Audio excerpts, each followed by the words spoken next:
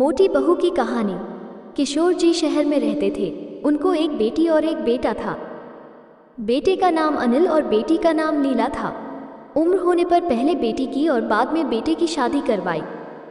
बहू का नाम सीमा था।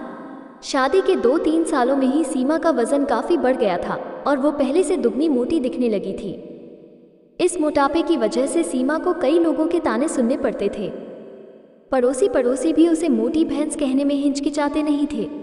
कितनी मोटी हो गई है, कैसी दिन पर दिन फैलती जा रही है, देखो जरा भी शर्म नहीं आती। पति बेचारा सूखा जा रहा है, ये देखो खा खा कर कैसे मोटी हो रही है। कुछ इस तरह की बातें अक्सर सीमा के कानों पर पड़ जाती थी। स्वभाव से हंसमुख सीमा इन बातों को इग्नोर भी कर देती, लेकिन उसे ज़्यादा दुख तब होता था जब उसकी खुद की सास और ननंद उसके मोटापे के लिए उसे दोषी ठहराते और भला बुरा कहती। अनिल शरीर से काफ़ी दुबला पतला था। शादी के बाद भी उसके शरीर में रत्ती भर का भी फर्क नहीं आया था। हालांकि सीमा मोटी होती जा रही थी, उसमें उसका कोई भी दोष नहीं था, बल्कि सीमा तो अनिल से भी कम खाना खाती और दिन भर घर के सारे काम करती रहती थी।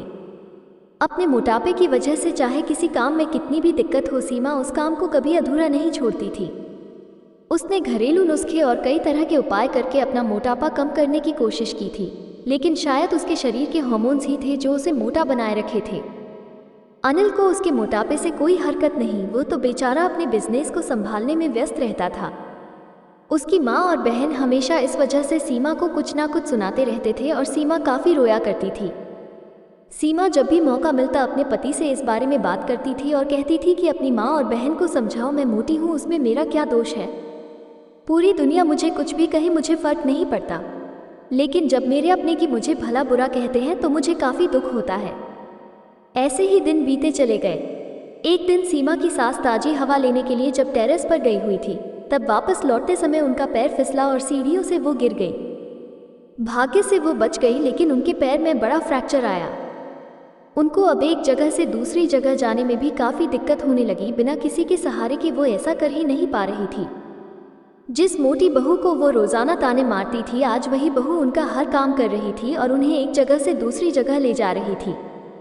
उनका खुद का वज़न भी 75 किलो था, जो उनके बेटे अनिल के लिए भी उठा पाना संभव नहीं था। हमको विचार आया कि बहू शरीर से भरी पूरी नहीं होती तो आज उनका क्या होता है। सीमा की सास को सीमा के साथ किए हुए अपने बुरे बर्ताव के लिए पछतावा होने लगा। उन्होंने एक दिन मौका देखकर इस बात के लिए सीमा से हाथ जोड़कर माफ़ी भी मांगी। सीमा ने कहा, अरे मालिक, आप माफ़ी क्यों मांग रही है, आप मुझे समझने लगी, मेरे लिए इतना ही बहुत है। उस दिन के बाद सीमा के साथ में कभी भी उसे उसकी मोटापे की वजह से एक शब्द भी नहीं बोला, बल्कि तो उन लोगों से लड़ जाती थी जो सीमा को मोटी कहकर उसकी बुराई करते थे। सीमा की ननंद भी इस घटना के बाद उसे इस विषय पर कुछ भी ना कह सकी। खुश मिजाजी सीमा अब पहले की तरह ही सब कुछ भुलाकर खुश रहने लगी। दोस्तों, हमारे समाज में, हमारे आसपास आपको ऐसे कई लोग मिल जाएंगे जो दूसरों को उनके शरीर की बनावट के हिसाब से गलत नाम देते हैं या उन्हें नीचा समझते हैं। किसी की हाइट कम है तो नाटा, किसी का रंग काला है कालिया, कोई हेल्दी है तो मोटा, किसी के बाल कम है तो टकला।